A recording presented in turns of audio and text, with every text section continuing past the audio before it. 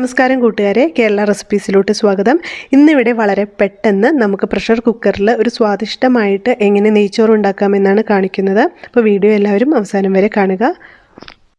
അതിനായിട്ട് നമുക്ക് pressure cooker എടുക്കണം. അതിലോട്ട് ഒരു 2 ടേബിൾ സ്പൂൺ നെയ്യ് ഒഴിക്കാം.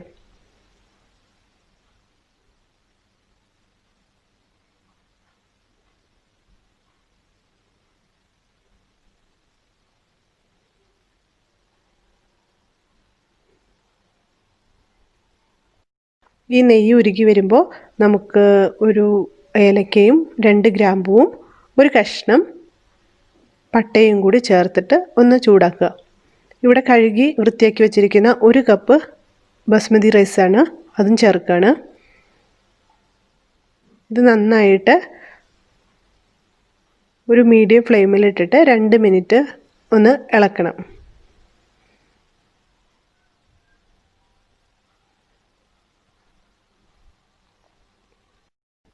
ഇനി ഇതിലോട്ട് നമ്മൾ ബസ്മതി റൈസ് എടുത്ത അതേ കപ്പ് അളവിൽ തന്നെ 1.5 കപ്പ് വെള്ളം കൂടി ചേർക്കുക. ആവശ്യാനുസരണം ഉപ്പും കൂടി ചേർക്കണം. ഇനി നമുക്ക് ഇതൊന്ന് അടച്ചു വച്ചിട്ട് ഒരു 2 വിസിൽ, ഹൈ ഫ്ലെയിമിൽ 2 വിസിൽ വരണ വരെ വെയിറ്റ് ചെയ്യണം. എന്നിട്ട് പ്രഷറെല്ലാം പോയി കഴിഞ്ഞ ശേഷം മാത്രം ഇത് തുറന്ന് നോക്കാം. ഈ സമയം നമുക്ക് നെയ്യിലോ അല്ലെങ്കിൽ കുക്കിംഗ് ഓയിലിലോ സവാള ചെറുതായിട്ട് അരിഞ്ഞതും അതേ നീളത്തിൽ അരിഞ്ഞതും അണ്ടിപ്പരിപ്പും കിസ്മിസും കൂടി വറുത്ത് വെക്കണം. അപ്പോൾ ഇവിടെ 2 വിസിൽ അടുപ്പിച്ചിരുന്നു. പ്രഷറൊക്കെ പോയ ശേഷം ഞാൻ ഓപ്പൺ ചെയ്യാണ്.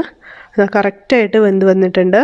ഇനി ഇതൊരു ഫോർക്ക് വെച്ചിട്ട് നമുക്ക് പതുക്കെ ഒന്ന് ഇളക്കി കൊടുക്കാം.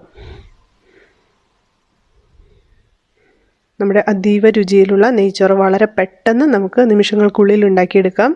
ഇതിൽ നമുക്ക് വേണമെങ്കിൽ വെജിറ്റബിൾസ് ചേർത്തിട്ടുണ്ടെങ്കിൽ കുട്ടികൾക്കൊക്കെ വളരെ ഇഷ്ടത്തോടെ കഴിക്കാൻ പറ്റും.